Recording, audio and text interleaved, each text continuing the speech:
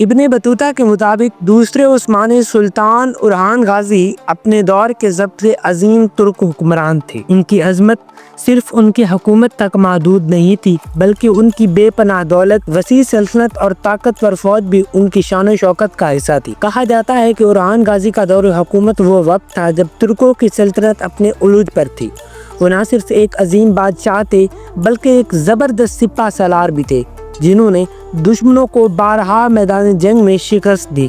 ان کی فوج اس وقت کی سب سے طاقتور افواج میں شمار کی جاتی تھی، جو اپنی بہادری اور جنگی حکمت عملی کی وجہ سے پورے علاقے میں مشہور تھی۔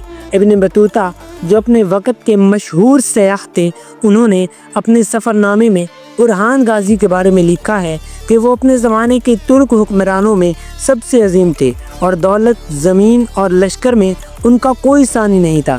ان الفاظ سے یہ ظاہر ہوتا ہے کہ اورحان غازی نہ صرف ایک عظیم حکمران تھے بلکہ اپنے وقت کی سب سے طاقتور با اثر شخصیات میں سے ایک تھے۔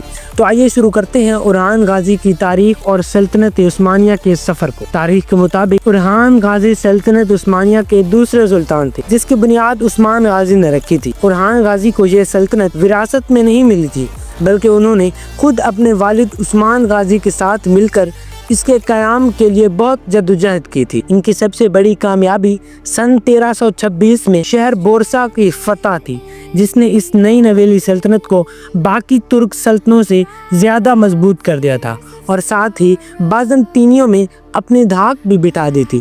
جب اورحان غازی سلطنت عثمانیہ کے سلطان بنے تو ان کے سامنے کئی بڑی چیلنجز کھڑی تھی۔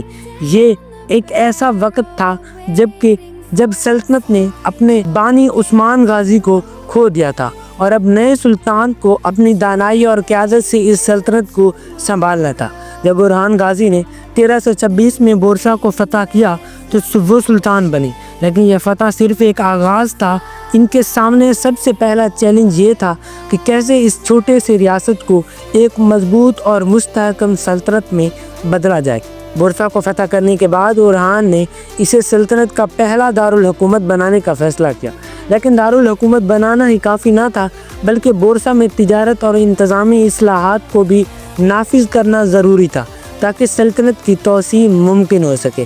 لیکن اس کے لیے اورحان غازی کے سامنے ترکوں کی دو عظیم طاقتور سلطنتیں کراسی اور کمان چیلنج بن کر کھڑی تھی۔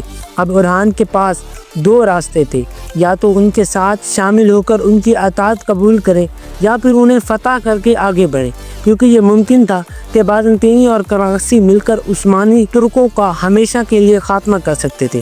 اورحان غازی نے اپنے والد کی طرح آزاد رہنے کا فیصلہ کیا اور ان کے خلاف اپنی جدوجہد جاری رکھی۔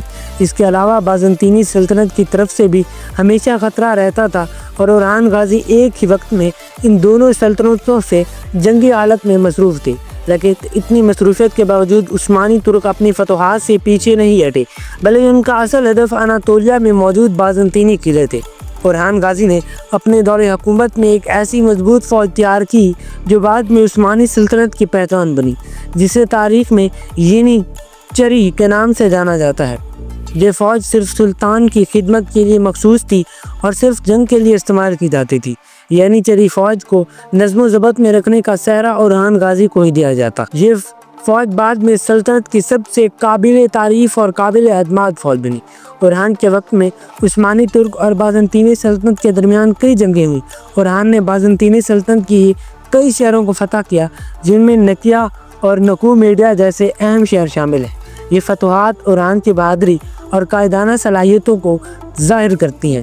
اس کے علاوہ ان کا سب سے بڑا چیلنج ترکوں کی کراسی سلطنت بھی تھی، جو آخر کار عثمانی کے سامنے جھک گئی اور عثمانیوں نے اسے پورے علاقے پر قبضہ کر لیا۔ اورحان غازی کی دور اندیشی یہ تھی کہ انہوں نے اپنے بھائی علاؤالدین کو اپنا وزیر مقرر کیا اور اس کے ذریعے سلطنت میں کئی اہم اصلاحات نافذ کی۔ اس کا نتیجہ یہ نکلا کہ سلطنت کے استحکام اور ترقی میں ایک نیا موڑ آیا۔ جہاں ایک طرف عثمانی سلطنت مضبوط ہو رہی تھی، وہیں دوسری جانب بازنطینی سلطنت خانہ جنگی شکار تھی۔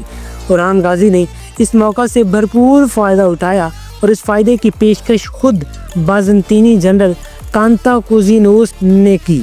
اس نے اورحان کو پیشکش کی کہ اگر وہ تخت کی اس لڑائی میں اس کی مدد کرے تو وہ اپنی بیٹی کی شادی اورحان سے کر دے گا۔ اورحان غازی نے اس پیشکش کو قبول کر لیا اور اس طرح اورحان بازنطینی سیاست کا بھی حصہ بن گئے۔ اب بازنطینی شہنشاہ اورحان غازی کا سسر تھا۔ عثمانی ترک اب یورپ کے بہت قریب آ گئے تھے، بس ایک دریا درمیان میں حائل تھا، اسے کسی بھی صورت عبور کر کے عثمانی ترک یورپ میں داخل ہونا چاہتے تھے، لیکن دریا کے پار یورپ کی طاقتور فوجیں کھڑی تھی جو کسی قیمت پر عثمانیوں کو پار جانے نہیں دیتی۔ لیکن موقع پھر بھی بازنطینی شہنشاہ قسطنطنیہ نے ہی دیا۔ اس نے ایک بار پھر اورحان سے فوجی مدد مانگی۔ وہ چاہتا تھا کہ اورحان اس کے بیٹے کو شہنشاہ بنانے میں مدد کرے۔ اورحان غازی راضی ہو گئے، لیکن ایک شرط پر، اور وہ شرط یہ تھی کہ دریا کے پار یورپ کی سرزمین گیلیپولی میں عثمانیوں کو ایک فوجی اڈہ قائم کرنے دیا جائے گا، جسے شہنشاہ نے مان لیا۔ یوں عثمانی ترکوں نے بغیر خون بہائے یورپ میں قدم رکھ دیا۔ سلطان اورحان نے اپنے بیٹے سلیمان کی قیادت میں یہاں ایک ملٹری بیس قائم کیا۔ یہ تاریخ میں پہلی بار ہو رہا تھا کوئی مسلم حکومت یورپ کی سرزمین پر اپنا قدم جما رہی تھی، لیکن ظاہر ہے کہ عثمانی ترک یہاں رکنے والے نہیں تھے۔ انہوں نے یورپی علاقوں کی جانب پیش قدمی شروع کر دی اور تھریس کے علاقے فتح کرنے لگے۔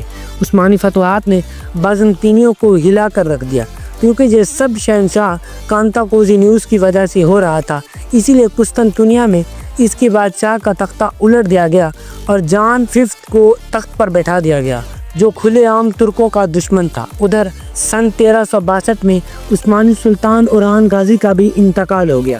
اورحان غازی کا انتقال ہو چکا تھا، لیکن وہ اپنے پیچھے ایک مضبوط سلطنت چھوڑ گئے تھے، اتنی مضبوط کہ رومی بھی اب ان کا مقابلہ نہ کر سکتے تھے۔ باپ سے ملی چھوٹی سی سلطنت کو اورحان غازی نے اناطولیہ سمیت یورپ کے وسیع علاقوں تک پھیلا دیا۔ انہوں نے اپنے دور حکومت میں کئی ایسی اصلاحات نافذ کی جنہوں نے عثمانی سلطنت کی بنیادیں مضبوط بنائیں۔ انہوں نے نئے قوانین بنائے، نئی حکومت کو بہتر کیا اور تجارت کو فروغ دیا۔